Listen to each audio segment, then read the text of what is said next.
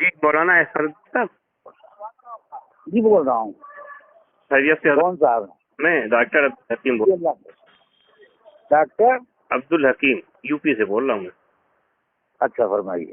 आपके साथ जो एक सानिया पेश आया बहुत तकलीफ और अफसोस की बात है। हमने कहा जरा सा आपसे बात कर ले, कुछ थोड़ा तसल्ली तबियत हो जाए। कहाँ से वो हैं आप? यूपी मतलब से। किस शहर से हैं? यूपी कौन से में शहर से? टांडा, जहाँ मौलाना हुसैन अहमद मदनी हाँ, रहमतुल्लाह। जी जी टांडा बादली मालूम है। नहीं टांडा बादली नहीं, टांडा फैजाबाद। हाँ ये टांडा बादली तो मुजफ्फरनगर में है। मुजफ्फरनगर ये रामपुर में है। ये टांडा फैजाबाद मौलाना अरशद मदनी साहब, महमूद मदनी साहब यहीं के रहने वाले। हजरत मदनी का वतन है। जी जी जी, मैं वहीं से बोल रहा हूँ। समझ गया। जज़ाकल्लाह तो खैर। ये चीजें बड़ी तकलीफदेह बात हुई, बहुत अफसोस की बात हो रही है कि हालांकि मैं वहाँ ईदगाह में तकरीबन 40 साल से खिताबत करता हूँ जी, एक कम 40 साल से जी। और जो साहब मेरे खिलाफ खड़े थे वो मेरे शागिर्द ही हैं।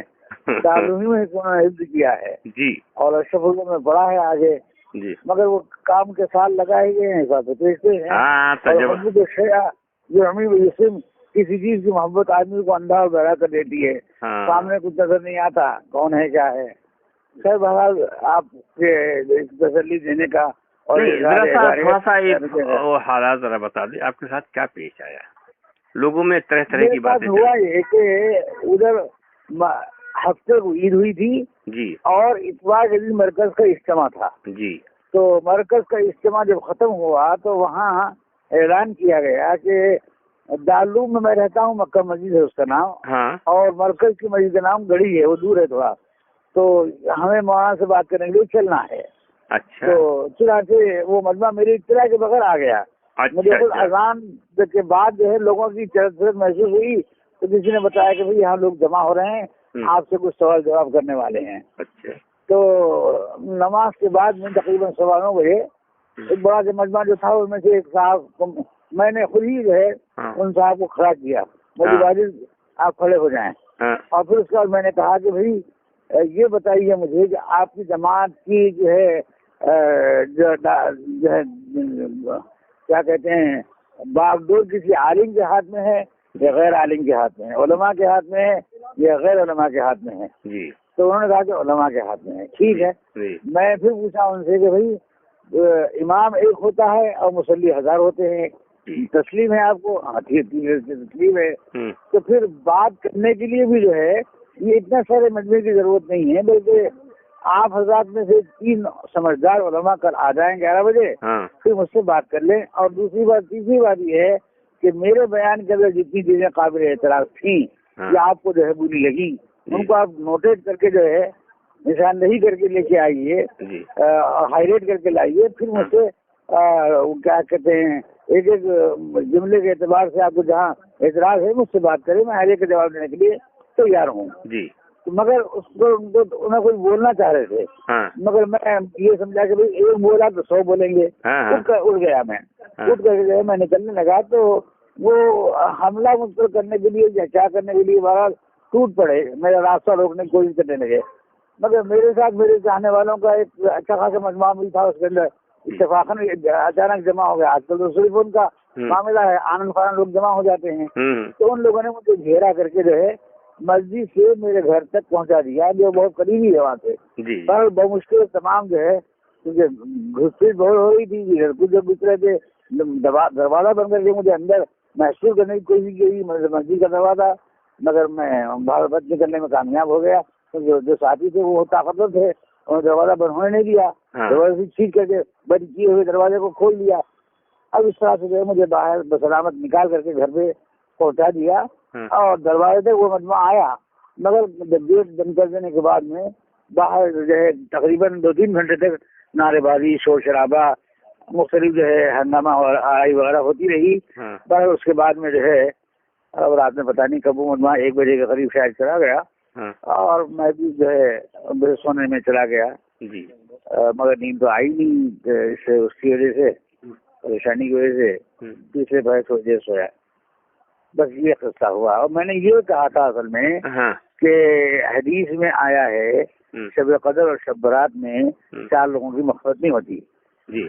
एक उसमें से शराबी है, दूसरा वालिदैन के नाफरमान है, तीसरा फातिह रहम रिश्ता नाता तोड़ने वाला है, और चौथा कीना और बोझ रखने वाला है। इस पर मैंने बात की कि भाई ये वो मजमा जो है कल तक साथ था और हम प्याला हमने वाला था, आज क्यों एक दूसरे से आप लोगों को दूरी हो गई? क्या ईमानियत का फर्क है, इबादत का फर्क है, या मामलात का फर्क है, या हज ज़कात वगैरह का फर्क है? इतने इस्लाम के जो अरकान है बुनियादी, उनमें कोई इख्तिलाफ नहीं, 6 नंबर में कोई इख्तिलाफ नहीं।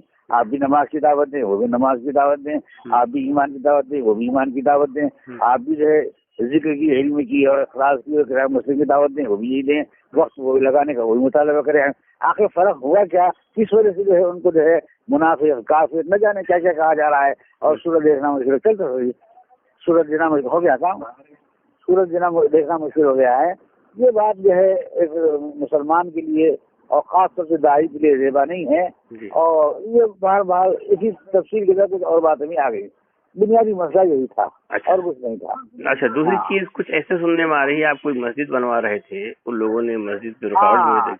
मस्जिद हम बनवा रहे थे एक ऐसे महल्ले के अंदर, जिस महल्ले के अंदर मस्जिद एक भी नहीं है, और मस्जिद जाने के लिए तकरीबन 2 किलोमीटर का फासला तय करना पड़ता है। तो वहाँ पर बहनोई का इंतकाल हुआ, मेरी बहन ने अपना असासा उसके लिए दिया, और तकरीबन 250 गज जमीन जो है खरीदी, 260 खरीद करके वहाँ जो है बुनियाद खोदने का इरादा किया।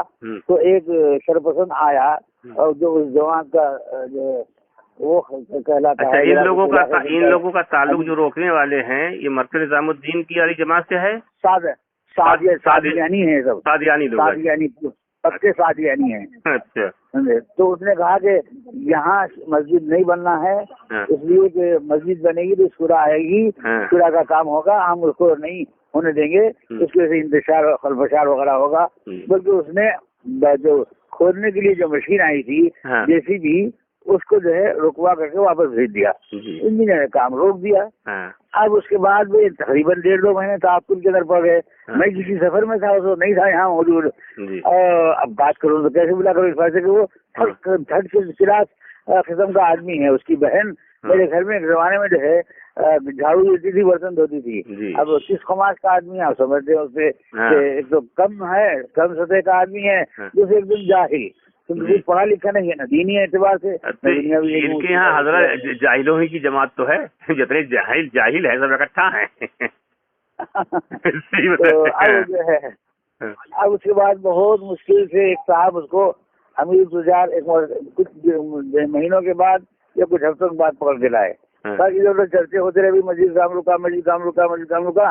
फिर वो आकर के जो वही कहने लगा, मस्जिद बनाने दूंगा मैं, मगर शर्त ये होगी कि जो है वहाँ शुरा की जमात नहीं आना जी, बस इसी शर्त पर मस्जिद बनाइए। मैं मसले पर खामोश हो गया, और बात को गोलमोल करके टाल करके ठीक काम शुरू कर दिए। उसके बाद फिर वो बीजेपी वालों की तरफ से रुकावट पैदा हुई, और विश्व हिंदू परिषद में 2 दफा रुकावट हुई, बल्कि 3 दफा हुई। फिर बहरहाल हमारे यहाँ के कुछ लीडर वगैरह बहुत जो है उस मसले पर जो है पुलिस वगैरह के साथ तेज गुफ्तगू करके किसी तरह से जो है उस मसले को हल करने की कोशिश की, पर मसला हल तो नहीं हुआ। बल्कि जो है अचानक मुफ्ती साहब ने, हमारे सिद्दीक साहब हैं, उन्होंने कहा कि जो है जब चबूतरा बन चुका है और उसके ऊपर जो है बेड डाला जा चुका है और पिल्लर खड़े हो चुके हैं, अब रुकने का क्या मतलब, चलो चल के नमाज पढ़ेंगे। तो 17 या 18 रमजान को वो वहाँ जा करके अजान दे करके उन्होंने जो है पास के लोगों को जोड़ा, 4-6 जो आदमी जो जमा हुए, उन लोगों से नमाज असर से शुरू कर दी। चुनांचे अल्हम्दुलिल्लाह उस वक्त से लेकर के खत्म रमजान तक करीब करीब नमाज बराबर जारी रही, और वो फरियाद शैतान जो था उसने भी कुछ नहीं किया, आता रहा वो भी नमाज को गालिबन। मैं तो चूंकि रमजान में कहीं जाता आता नहीं, तो मुझे मैं गया भी नहीं, देखा भी नहीं। उसके बाद में जो है फिर अल्हम्दुलिल्लाह वहाँ इफ्तार की पार्टी भी हुई। जो रोकने वाला था शरपसंद यानी हिंदुओं का, हिंदू परिषद का वहाँ का काउंसलर बीजेपी का था, उसको भी बुलाया, वो भी आया, और एक दूसरे को उन्होंने मुसलमानों को जो है इफ्तार कराया, खजूर खिलाया। बहरहाल मामला रफा दफा होकर के साफ हो गया मामला, और अल्हम्दुलिल्लाह आज सुबह से दिन में काम शुरू होकर के जैसे सिलाब पूरा उसका मुकम्मल हो चुका है, सिलाब पड़ चुका है, अल्लाह का शुक्र है। अब वो कह रहा है कि मैं इसको गिरा के छोड़ूंगा और अल्लाह दोज़ख में डालेगा तो मैं जाने के तैयार हो जाऊंगा। वो सादियानी, अब इस तरह की जहालत। हाँ वो सादियानी। हाँ हजरत ये बताइए आप, मस्जिदें अल्लाह का घर है, इन लोगों को मस्जिदों से क्या दुश्मनी? अभी इससे पहले अंगोल में एक मस्जिद उन्होंने उखाड़ दिया। हाँ टुकड़े टुकड़े कर दिया था, टुकड़े टुकड़े तो उस पर मेरी ऑडियो बहुत चली थी। जी अब आपके यहाँ जो मस्जिद बन रही थी उसको रोक रहे हैं। हाँ आप और एक देखेंगे जहाँ दर्स कुरान हो रहा है, अभी मौलाना मुर्शिद साहब को जो अक्कल कुआं के थे शाहदरा में, वो 13 साल से रमजान में दर्स कुरान करते थे। जी। इस साल दर्स कुरान ने भी नहीं करने दिया और उनको जो है एतकाफ भी नहीं करने दिया। जी तो हाँ, सुना मैंने भी। हाँ ये मेरी डायरेक्ट बात हुई है मौलाना मुर्शिद साहब से। अच्छा हाँ मेरे मुर्शिद नासिर साहब, क्या नाम था उनका? कौन? नासिर, मौलाना नासिरी साहब। हाँ सुबेर अहमद नासिरी ने डाला है। नासिरी ने इसको डाला है, इसको भी डाला है, हमारे वाक़े को डाला है। हाँ तो अगर आप लोग को ये दबा ले जाएंगे तो फिर उम्मत का बेड़ा पार हो गया जी। इसलिए अब आप लोगों को तो आना पड़ेगा और इस फितने को दबाना पड़ेगा जी। आप जैसी शख्सियत को, जो इलाके में एक हैसियत है, जब आपके ऊपर एक अटैक कर सकती है तो आम मौलवी क्या करेगा? तो भाग जाएगा। अब हम तकरीबन 46-48 साल से यहाँ एक मदरसा चला रहे हैं जी, और मैं खुद उसका नाज़िम हूँ तकरीबन 40 साल, 36-38 साल से जी। और मैं उसका पहला मुदरिस हूँ। मदरसा कायम होने के 1 साल के बाद मैं वहाँ मुदरिस मुकर्रर हुआ, तो उस तारीख से आज तक यानी ये कि 14 हिजरी से लेकर के आज तक अल्हम्दुलिल्लाह वहाँ खिदमत अंजाम दे रहा हूँ। मैंने 45 साल हो गए मुझे। जी जी। तो इस सिलसिले में आपके ऊपर जो मामला हुआ है, उलमा का क्या रद्द अमल है? कुछ मीटिंग पूरे उलमा नलगुंडे की मीटिंग हुई अगले दिन। हाँ। सब जमा हुए, उफाद भी जमा हुए, उलमा भी जमा हुए। हाँ। सब ने मिलकर के एक मजम्मती करारदार जिम्मेदारान रियासत के जो है उन तक पहुँचाई और सबके दस्तावेज वगैरह सब मौजूद है। मैं इंशाल्लाह आपके इस फोन पर, अब तो सफर हूँ, मैं गुंटूर जा रहा हूँ। हाँ। और मेरे पास वो करारदार है या तुम लोगों के पास करारदार? हाँ है, भिजवाते हैं अभी। ठीक। मेरे साथ साथियों के पास है। मेरे पास छोटा फोन है, बड़ा फोन नहीं है मेरे पास। ठीक है, आपके पास है। डॉक्टर अरशद साहब कौन है ना? हाँ अरशद साहब, डॉक्टर अरशद साहब है। हाँ हाँ हाँ ठीक है, भिजवा दीजिएगा। हाँ हाँ पहचानता हूँ। हाँ वो तो उसी हल्के में जा रहे हैं हम गुंटूर के। वहाँ कुछ शुरा के अहबाब हैं, कुछ उलमा हैं, वहाँ का इस्लाही बात करने के लिए जा रहे हैं। चलिए ठीक है, बात नहीं करेंगे। दुआ की दरख्वास्त भेज देते हैं आपके नंबर। ठीक है।